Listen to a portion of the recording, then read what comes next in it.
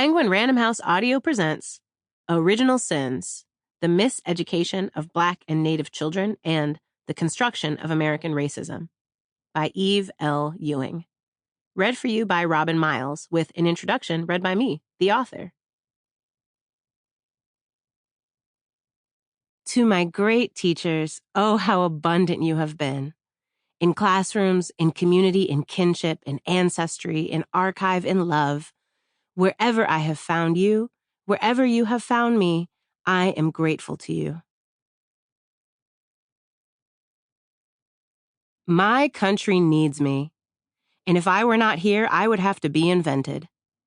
Hortense Spillers. Our presence is our weapon. Leanne Badassamose Simpson. Introduction. Life squeezes so tight that I can't breathe, and every time I've tried to be what someone else thought of me. Lauryn Hill, The Miseducation of Lauryn Hill. What threatens white people is often dismissed as myth. I have never been true in America.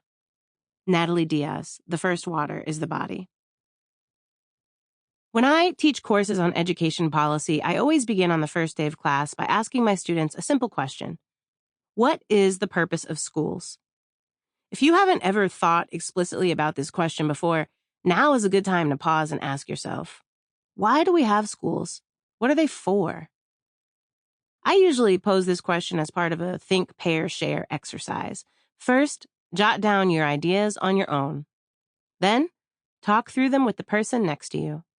Finally, we share them out with the class and brainstorm a list that goes up on the board to look at together. Teaching you skills for a job, a place for kids to go during the day while people work, preparing people to participate in a democracy, socializing kids to play with other kids. All of these answers are, of course, correct, or to put it more precisely, all of these answers are or have been true at different times, in different places, and perhaps most germane to our discussion in this book, for different people. Horace Mann, who was the first secretary of the Massachusetts State Board of Education and one of the most well-known proponents of common schools, the precursor to what we now call public schools, famously put it this way. Education, then, beyond all other devices of human origin, is the great equalizer of the conditions of men, the balance wheel of the social machinery. If this education should be universal and complete, it would do more than all things else to obliterate factitious distinction in society. Mann believed that the institution of schooling was the single most effective way to solve all of society's ills, stating that, without undervaluing any other human agency, it may be safely affirmed that the common school, improved and energized as it can easily be, may become the most effective and benignant of all the forces of civilization, and that it would stand against intemperance, avarice, war, slavery, bigotry, the woes of want, and the wickedness of waste. Although Mann wrote those words nearly 2 centuries ago, his general sentiment has been shared by countless Americans across time, geography, culture, and political ideology.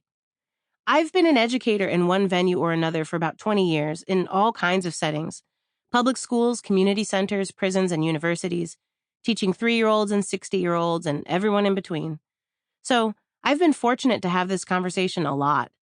And I'm willing to bet that if, right this moment, you put down this book and ask someone, whether your mom or your roommate or the person who delivers your mail, what they believe is the key to the American dream, to the promise of equal access to a good life, odds are good that education would be somewhere at the center of their equation.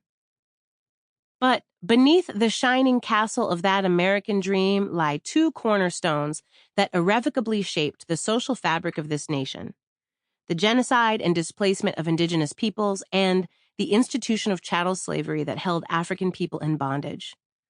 We cannot truly understand the United States of the present without understanding these 2 original sins of the past and their structural afterlives, which lie at the basis of what we even understand race to be or to mean. And the schoolhouse, that most venerable and beloved image of American aspiration, hasn't rested angelically on the sidelines, uninvolved with the construction of racial hierarchy.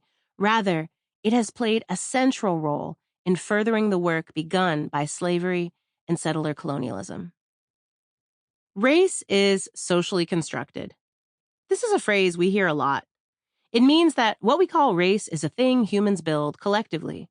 But who or what did the constructing? How did it happen?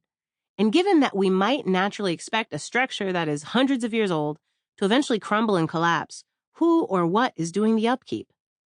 In this book, I'm going to try to convince you that one answer lies in a place that shapes many of our earliest and most formative social interactions, the institution of schooling.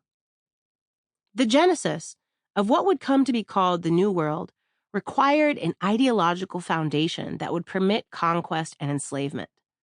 These actions required an accompanying architecture of ideas to buoy them, to make them legitimate. The phrase itself, the New World, implicitly stands in contrast to the Old World, the familiar territory of Europe.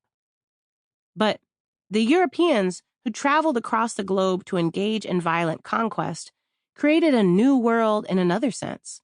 They constructed a new social order and new types of creatures.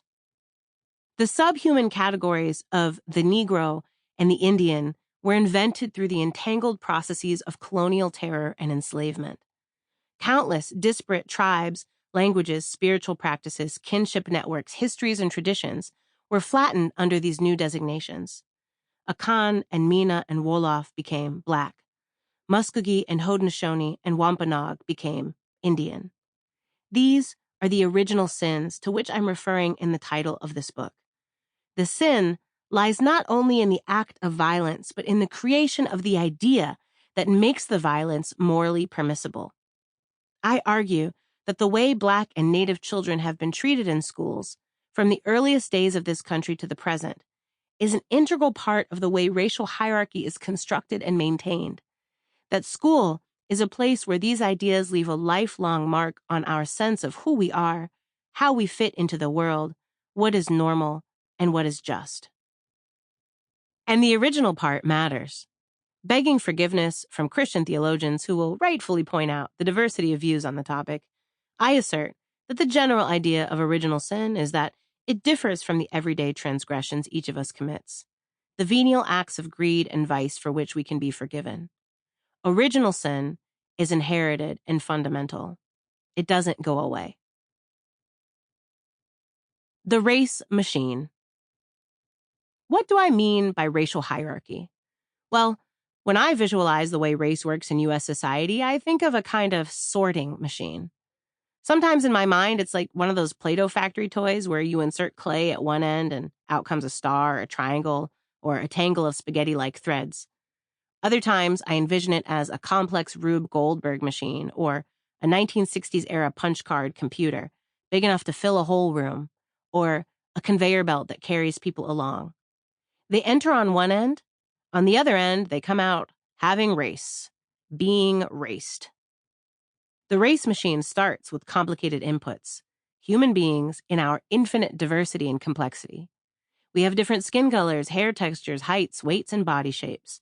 Our limbs and our eyes and our ears and our belly buttons look different across countless unknowable permutations. And that's just the part you can see. We also bring traces of parents and grandparents and great-grandparents and the places where we are born and the places where our parents were born. Plus, there are the people who raise us and all the things they believe and eat and sing and do, their faith practices, the ways they mark the day when someone is born or falls in love or dies. When I say infinite, I mean infinite. But the race machine doesn't do infinity. It's a sorting machine. It takes all of that cumbersome infinity and turns it into something much simpler. For many folks, school is one of the first places where we encounter this sorting in highly visible ways. Take a moment and think about it. When did you first realize that the world might look at you and not just see you? Not your favorite music and least favorite foods, that toy you wanted more than anything for your birthday, the chore you always said you'd take care of but did half-heartedly and hoped no one would notice, the scar from that time you fell once, lines from movies you had memorized, not just you, but a category to which you belonged, a type of person you somehow were presumed to be despite having played. Sample complete. Ready to continue?